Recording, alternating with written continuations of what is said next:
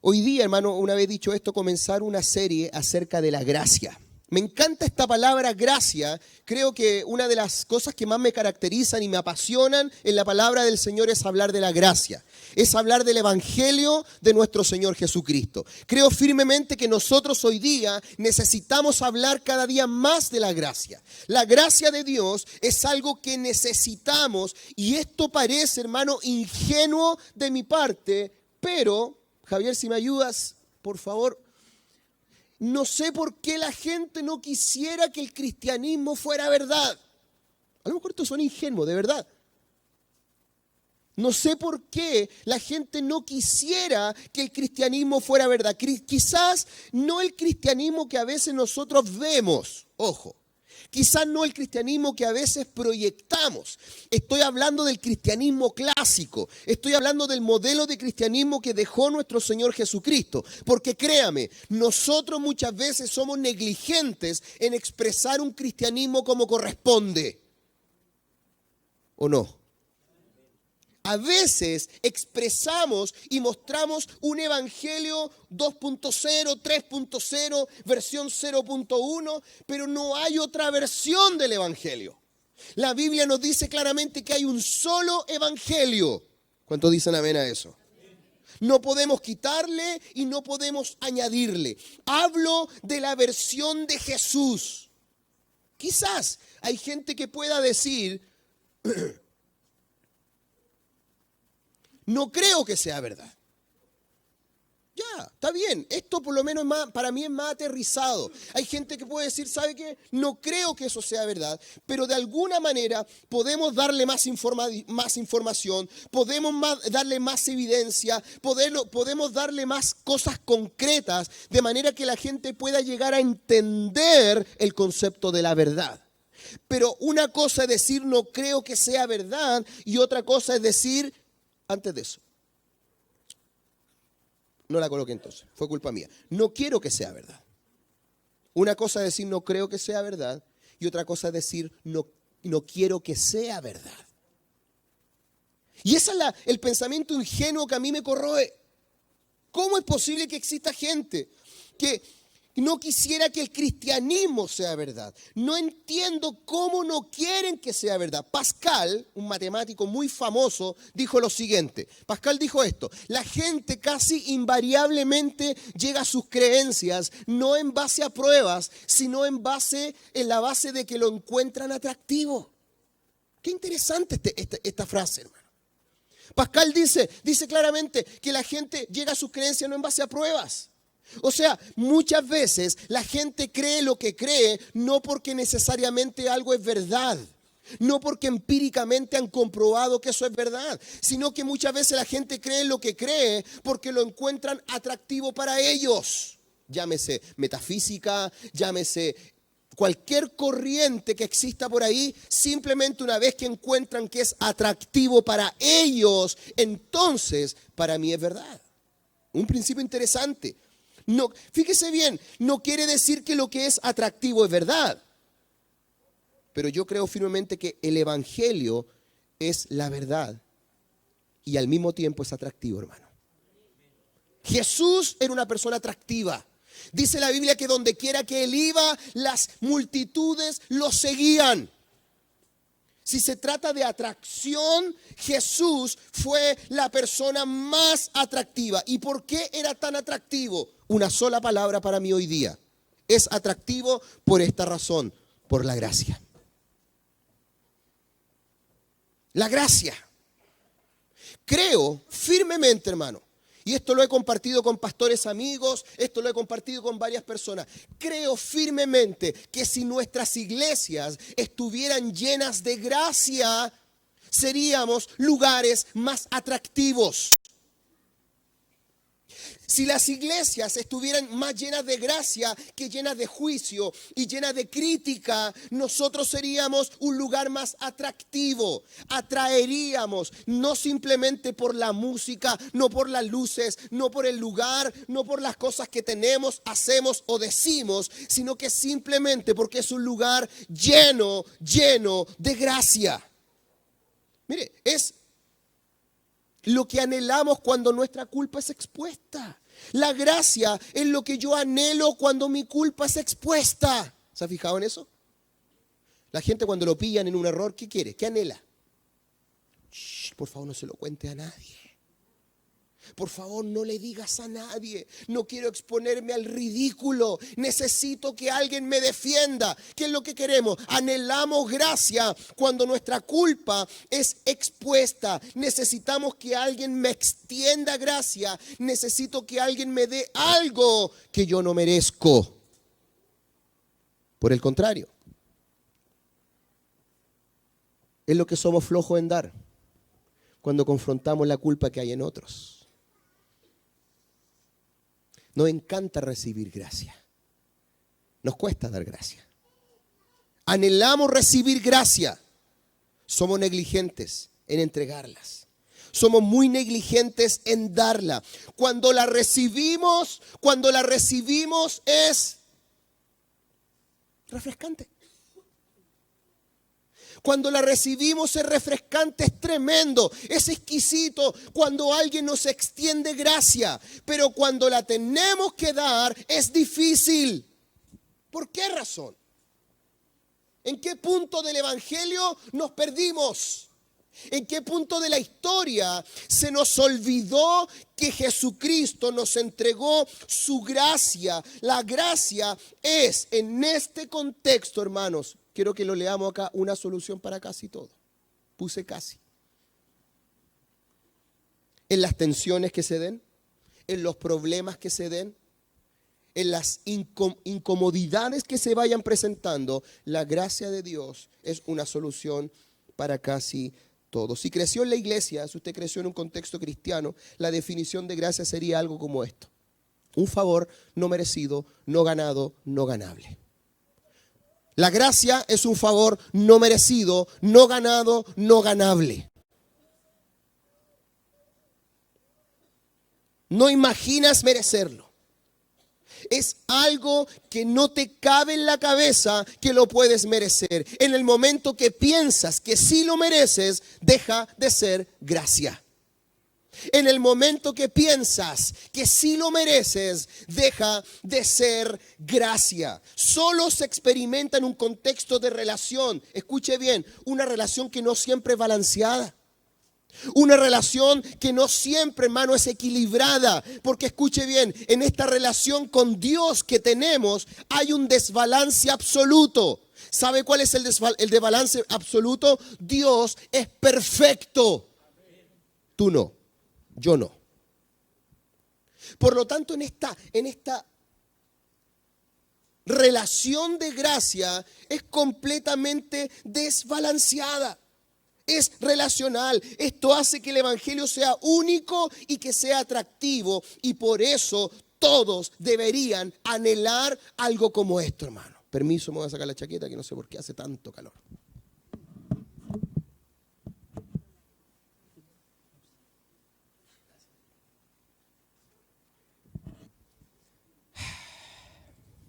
El evangelio es atractivo, hermano. Debería serlo. ¿Sabe por qué? Porque se extiende algo que no merecemos. Se extiende algo que nosotros de verdad no merecemos. Por eso Dios dice, no podemos reconocer o recibir gracia por lo que es hasta que estamos convencidos que no lo merecemos.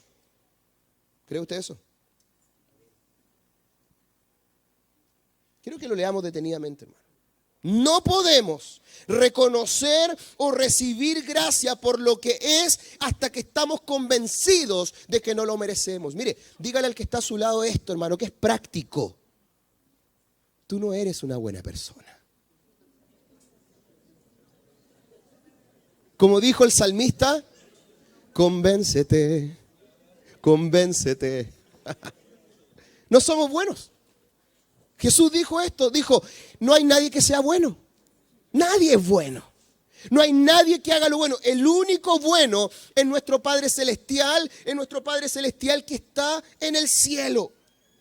Solo se experimenta en esta relación. Escuche bien, por eso Dios se mostró.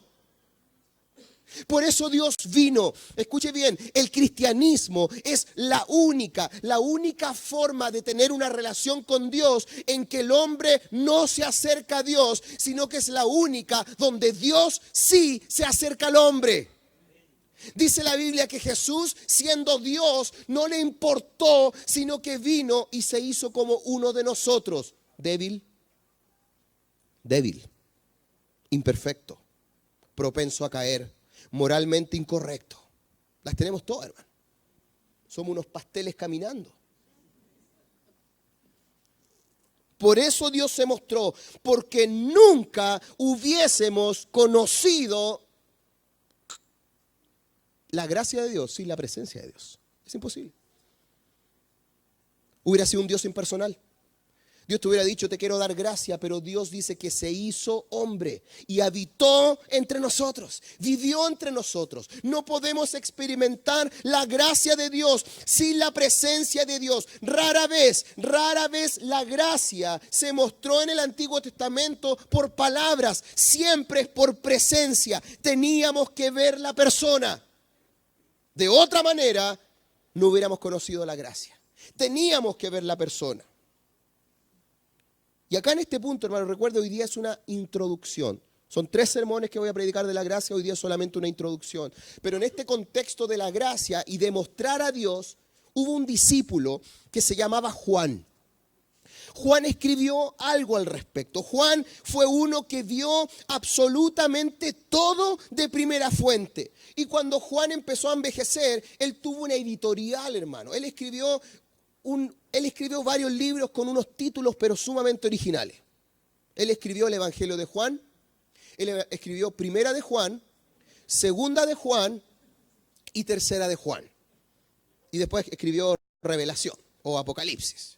Ahí tuvo una brillantez de idea de ponerle el título a ese libro.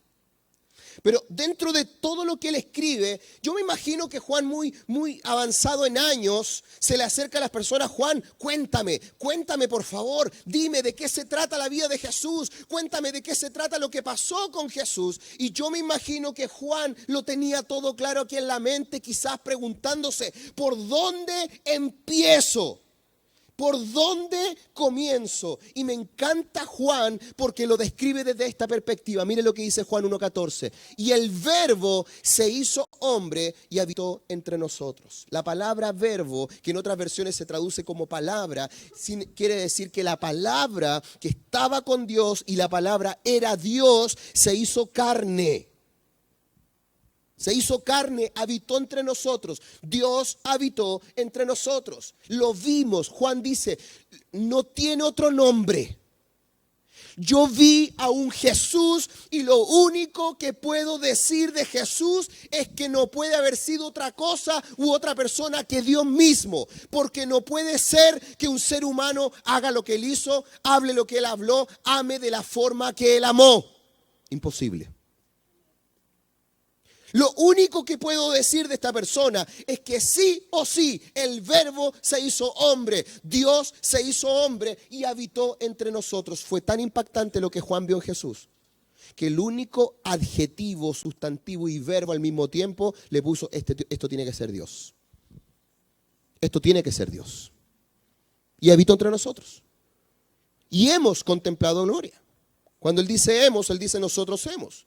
Yo, nosotros, ellos, nosotros, se refería a los discípulos. Nosotros hemos contemplado su gloria, lo hemos visto, hemos sido testigos de las cosas que él hace. Escuche bien, Juan contempló claramente la obra de Dios. Lo hemos visto, lo hemos contemplado, la gloria que corresponde al Hijo unigénito del Padre. Y él lo resume en este siguiente concepto: lleno de gracia y lleno de verdad. Escuche bien esto es muy importante que lo entendamos. Cuando balanceas gracia y verdad, te pierdes del Evangelio. Esto no es un balance perfecto. Esto es un desbalance absoluto. Es 100% gracia y es 100% verdad. En esta serie Gracia quiero dejarte muy claro esto. Cuando hablamos de un evangelio balanceado, el evangelio no es balanceado. El evangelio es completamente desbalanceado porque se trata de un Dios perfecto, santo, absolutamente santo, que vino a morir por gente absolutamente imperfecta. Yo no veo balance en eso, veo un desbalance absoluto. Yo no puedo, y como yo no puedo, Él pudo por mí y por ti. Lleno de gracia, lleno de verdad, hermano. Esa es la gracia de Dios. Él fue lleno 100% gracia y 100% verdad. ¿Qué significa esto? Vamos, Javier, dice, Jesús nunca aguó la verdad ni rechazó la gracia. Nunca. Nunca aguó la verdad. Él dijo la verdad siempre. Alguien dijo por ahí, y conoceréis la verdad y la verdad te hará libre, pero antes te va a hacer sentir miserable. Porque la verdad duele. ¿O no es así? La verdad duele. Jesús nunca aguó la verdad, pero nunca rechazó la gracia. Es más, al pecado le llamó pecado. Pero dio su vida por los pecadores. Hizo algo al respecto. Nosotros somos todo lo contrario. Nosotros nos encanta llamarle pecadores a los pecadores. Pecador, pecador, pecador. Pero no hacemos nada al respecto. Y nos convertimos en personas juiciosas, nos convertimos en religiosos, nos convertimos en fariseos.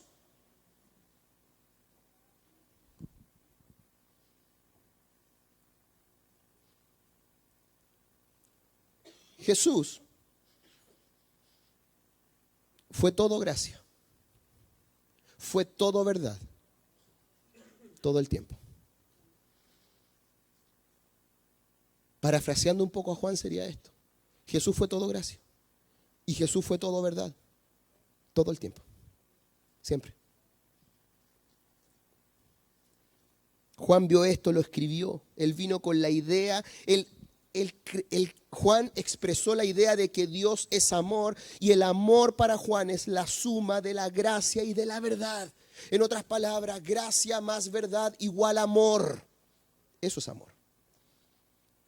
Alguien dijo por ahí que lo que es el amor, es un sentimiento que se siente. El amor es más que un sentimiento. De acuerdo a Juan, dijo, yo vi el amor.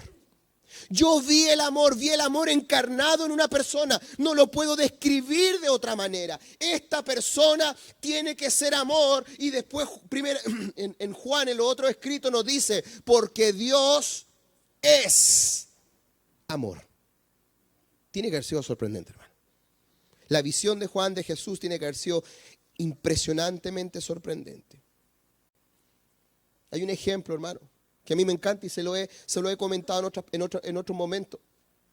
Pero va Jesús con alguno de sus seguidores. Va caminando Jesús con uno de sus seguidores y de pronto se encuentra a Mateo. Mateo era literalmente un traidor de la patria. Un tipo, un sinvergüenza. Mateo tenía una profesión que él era un recolector de impuestos. En el contexto de Jesús, un recolector de impuestos era la gente más despreciable de todos. Era tan despreciable que cuando la Biblia se refiere a los recolectores de impuestos, dicen, categorizando a los pecadores, dice así, están las prostitutas, están los pecadores y en la escala más abajo están los recolectores de impuestos. O sea, tipos peores que esos no existían, no habían. Y Jesús va caminando con sus discípulos y de pronto ve a Mateo, lo ve y le dice, Mateo, sígueme. Imagínese a Pedro, imagínese a los discípulos. Maestro, perdón, ¿escuché mal? Maestro, dijiste, sígueme. Sí, lo estoy invitando a que me siga.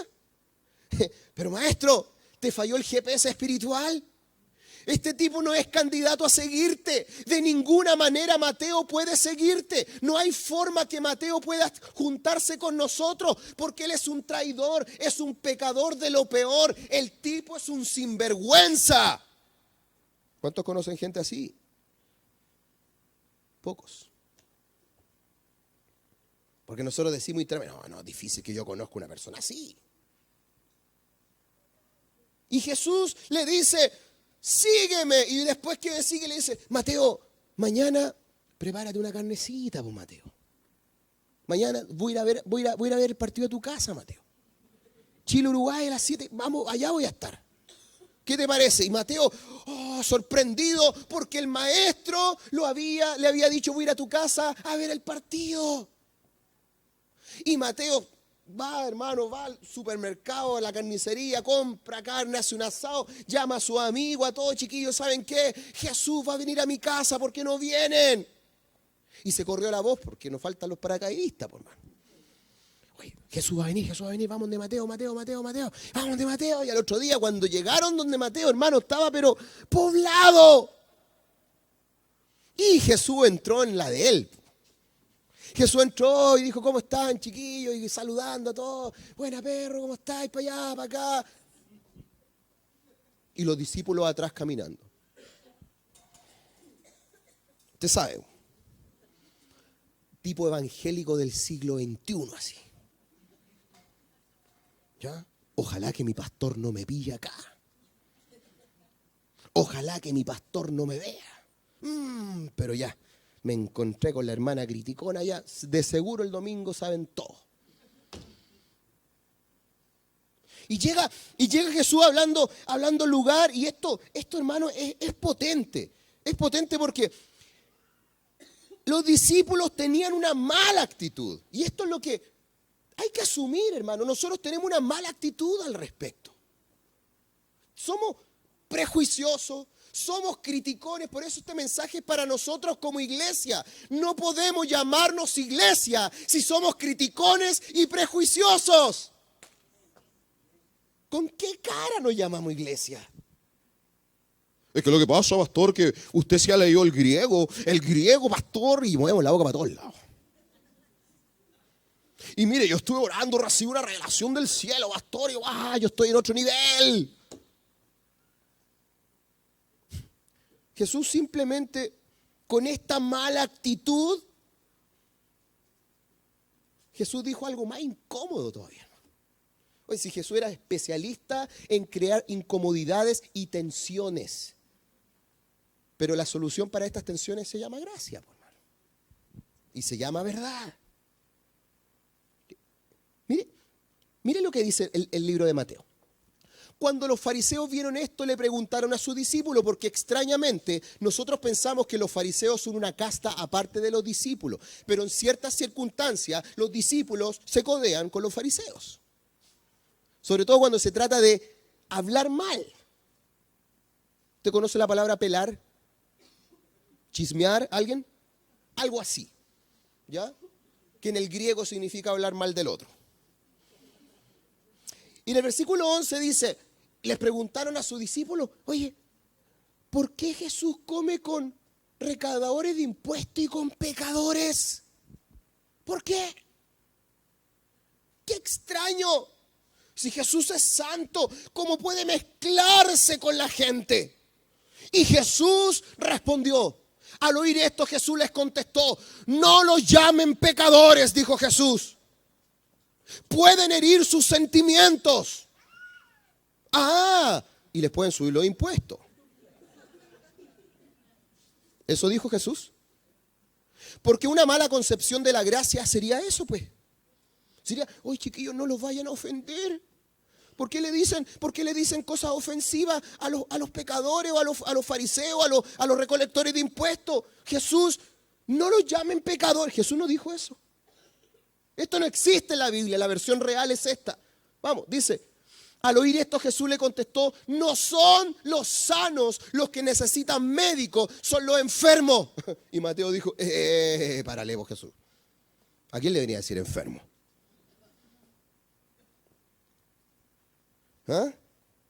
Lo hizo más incómodo.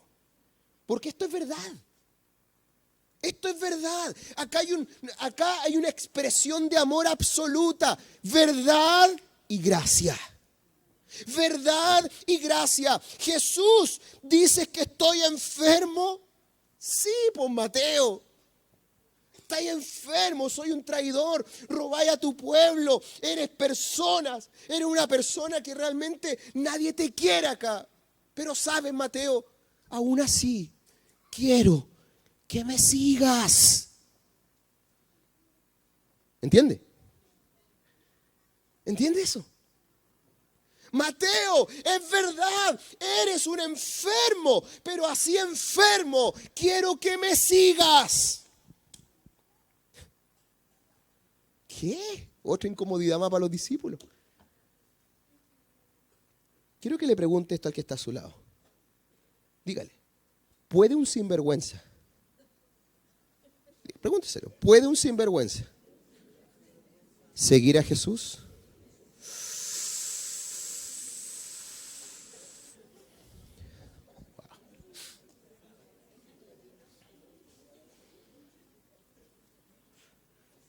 Versículo 13, por favor, dice, pero vayan y aprendan. Otra incomodidad más, Jesús, otra verdad. Vayan y aprendan lo que esto significa. Lo que pido de ustedes es misericordia y no sacrificios, porque yo no he venido a llamar a los justos, sino que Jesús ha venido a llamar ¿a quién? ¿A quién? A nosotros, hermano. Una persona completamente distinta a Él. Y gracias, Jesús, por tu gracia. Gracias, Señor. Un día Jesús va saliendo y se pone físicamente, geográficamente, se pone cerquita, hermano, a metros de lo que adentro, afuera del templo, pero a metros de lo que adentro se llama el lugar santísimo. Y Jesús, dice la Biblia, que estaba sentado en el suelo y estaba dibujando. Chile 1, Uruguay 0.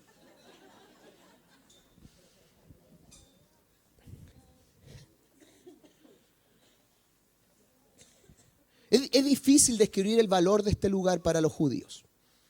Es difícil traspasarle a usted el valor emocional de lo que significa el lugar santísimo, el templo, el lugar santo. Es difícil transmitirlo en palabras, pero tenía un valor emocional absoluto. Tenía un dejo de reverencia tan grande, hermano. Tan grande para los judíos, que para ellos era el lugar más importante y Jesús estaba afuera a metros. Y mientras hacía eso, se escucha una turba, hermanos, de gente que venía y una mujer que gritaba. ¿Ha escuchado usted una mujer gritar? Es terrible, hermano. No. Y venía esta mujer gritando. Y los otros, los hombres, se sentía como que se acercaba una turba y se pararon todos frente a Jesús. Me encanta, hermano, porque Jesús está ahí y le traen una mujer para apedrearla. Se la traen, hermano, y la ley dice que debe ser ejecutada. Y le preguntan eso a Jesús. Y le preguntan eso a Jesús, le dice, maestro, la ley dice, la palabra que tú escribiste, el manual que tú nos dejaste, dice que esta mujer tiene que ser apedreada y tiene que ser ejecutada en el acto. Y Jesús dice, claro que sí, háganlo, ustedes son los expertos. Ella muerta de miedo. Y Jesús escribiendo abajo dice, comencemos la ejecución, pero que parta tirando la primera piedra al que no tiene ningún pecado. Qué incómodo, hermano. Qué incómodo. Porque empiezan a sonar las piedras en el suelo, porque todos que estaban listos empezaron a sentirse examinados. Y de pronto empiezan a caer las piedras, porque te hago una pregunta. ¿Quién de los que estamos acá está libre de pecado? Por lo tanto, no podemos tirar ninguna piedra.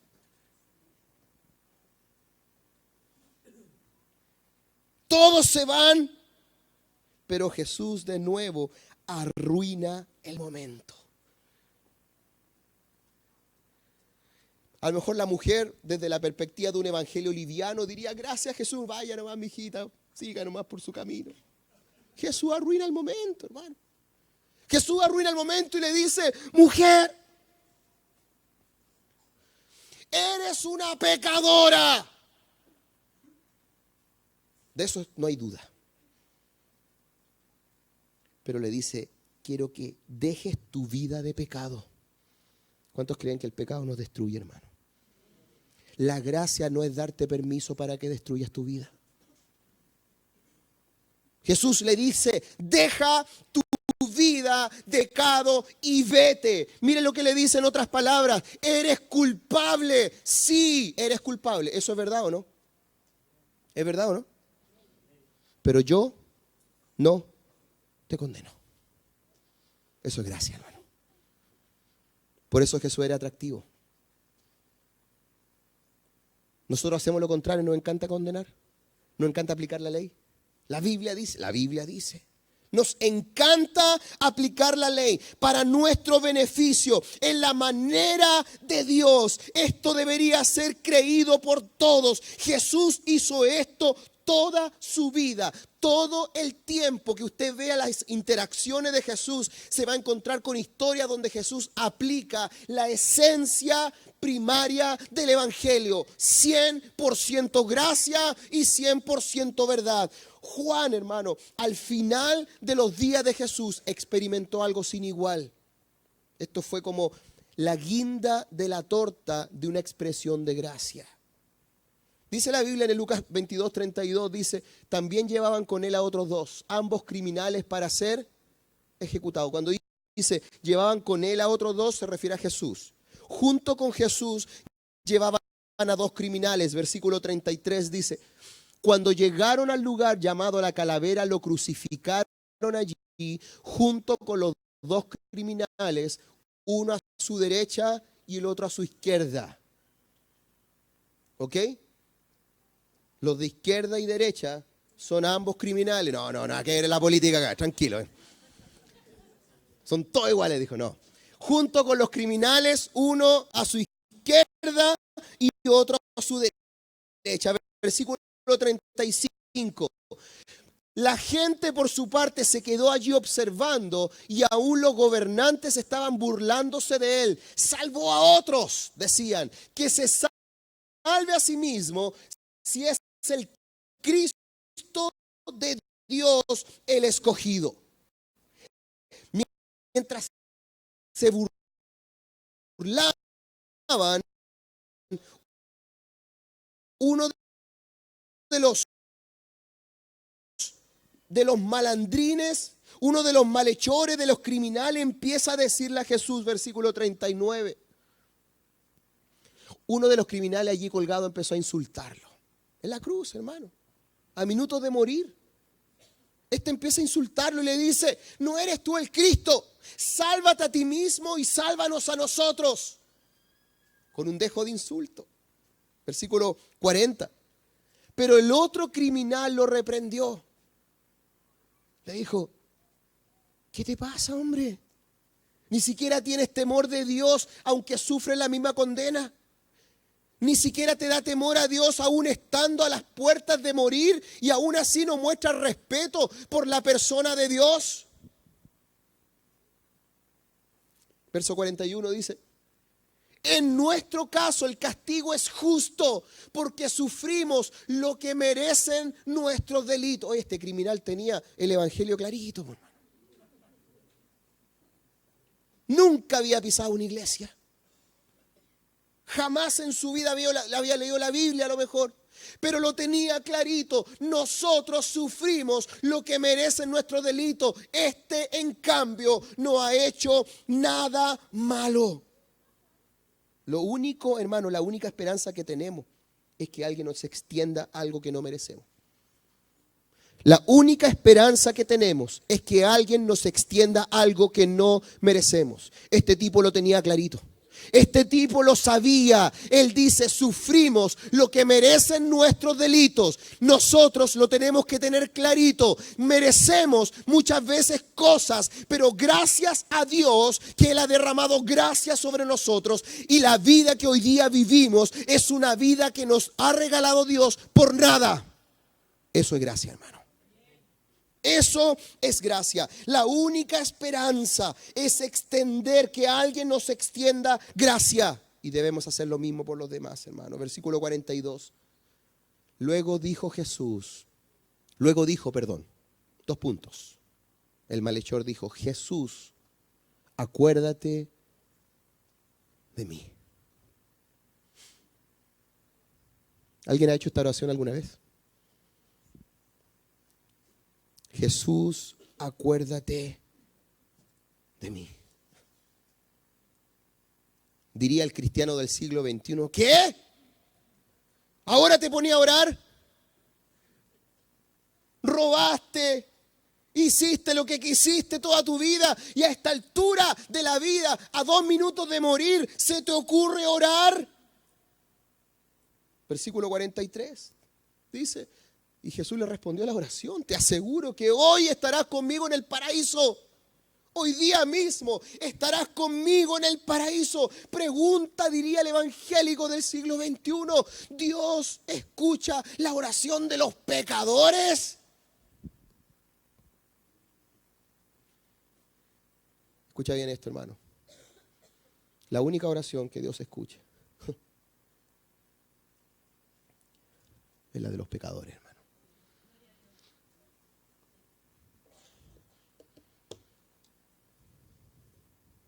Eso hace la gracia, hermano. Responde igual. Se lo prometió a un pecador. No sé cómo se llama el criminal. Pero Jesús extendió su gracia. Le dijo, sí, yo voy. Pero tú vas conmigo. Tú vas conmigo. ¿Por qué? Porque quiero. Pero Jesús, si mira la vida que vivió, tú vas conmigo. ¿O acaso no te has dado cuenta de la vida que tú has vivido? ¿Acaso no hemos visto la vida que hemos vivido? ¿Sabes qué? He llegado a esta conclusión. La gracia no es justa. No es justa, pues, hermano. Si usted lee el libro de Romanos, el libro de Efesios, el libro de Gálatas, se va a encontrar con algunas declaraciones súper injustas. Dice que por el pecado de un hombre, todos somos pecadores. ¿Le parece justo? ¿Le parece justo porque un personaje pecó? Todos nosotros hoy día somos pecadores. Dice, por la falta, por el pecado de uno, somos todos pecadores. Pero dice que por la obediencia de uno, hoy día somos todos justos a los que ponen la fe en él. Tampoco es justo. Pero en la primera frase, no es justo, pero es verdad. Y en la segunda frase, no es justo, pero es verdad. Por el pecado de uno, somos todos pecadores.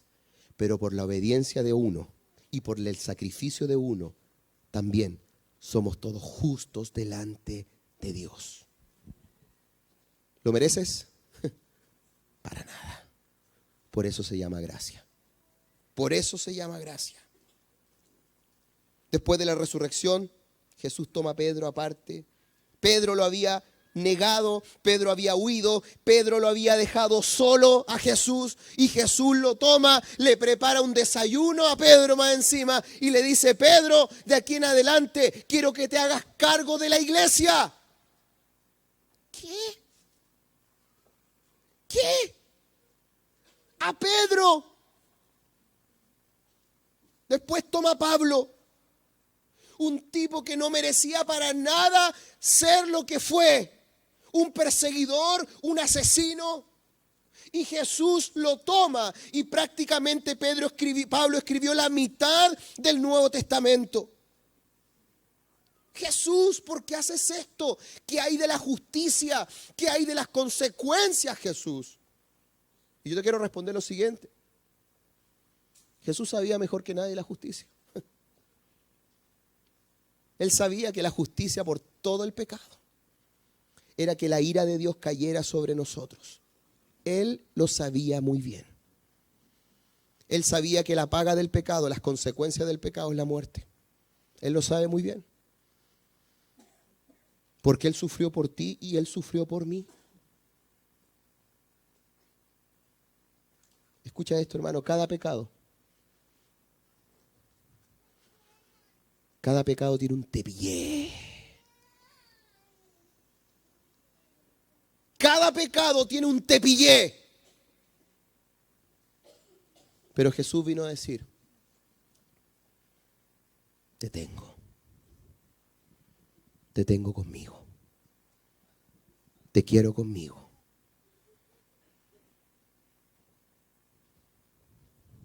Gracias. Gracias, hermano. Por eso me pregunto yo, ¿por qué no todas las personas quisieran que esto fuera verdad, hermano? Él es perfecto. Tú y yo no lo somos y aún así Él te ama y Él te abraza. Lucas 16:16 dice lo siguiente, dice, la ley y los profetas se proclamaron hasta Juan. Desde Juan se anuncia la buena nueva del reino de Dios. Desde Juan se anuncian buenas noticias. Esto es exactamente lo que ha pasado históricamente, hermano. La gracia es un acto de Dios. Las buenas nuevas están encarnadas en una persona, personificada en una palabra. Y es esto, hermano. Jesús es una persona llena de gracia, llena de verdad. Sé todo lo de ti. Sé tus pensamientos. Sé tus actos. Pero aún así, quiero que me sigas. Aún así, te amo.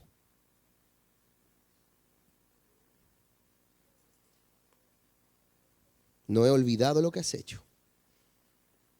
Lo recuerdo todo. Y te amo de todas formas. ¿Sí? Esta introducción, hermano, de este concepto de gracia y verdad es algo para nuestra iglesia. Cada vez que una iglesia deja de ser gracia y verdad, deja de ser iglesia. Y deja de ser atractivo, hermano. No queremos ser una iglesia licenciosa, pero quién sabe, un pecador puede arrepentirse. No quiero ser una iglesia legalista, pero quién sabe, alguno de nosotros podría estar cerca de Jesús.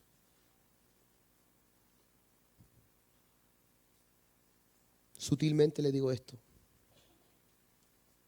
¿Quiénes nos creemos nosotros que somos? ¿Con qué moral, con qué autoridad nos extendemos, nos ponemos de pie a hablar de alguien? Como dijo el apóstol Pablo, queridos hermanos, esto no debe ser así. Si piensas que hay tensiones, si hay incomodidades, la solución es gracia y verdad. Deja que Jesús sea Jesús. El destino, las decisiones de las personas, las conductas, no las puedes cambiar tú. ¿Sí? Tus oraciones ayudan, tu amor ayuda, tu amor extiende algo sobrenatural de parte de Dios. No seamos como esos discípulos. Seamos la iglesia de Jesucristo hoy en día. Mira, hay una alabanza, no sé, Uriel, si me puede acompañar.